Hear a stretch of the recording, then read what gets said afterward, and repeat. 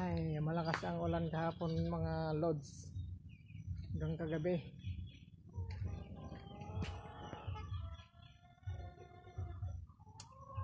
Marami na namang natibag na pilapil sa bukid.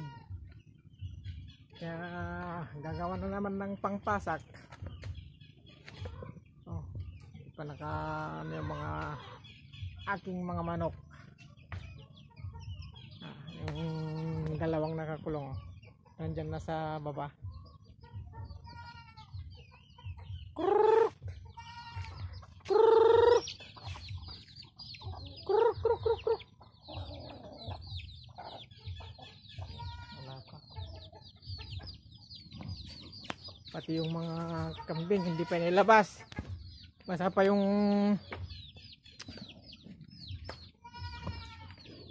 damo.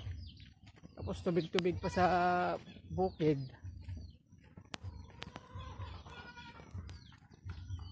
Dito pa lang sila, oh.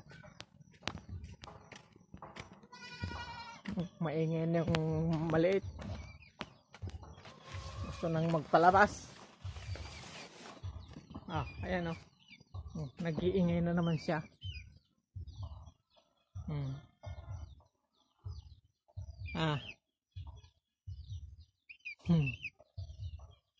Wala, basa pa sa bukid. Di pa pwede.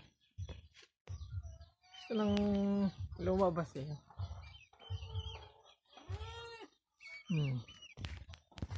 Ang kanilang munting kulungan.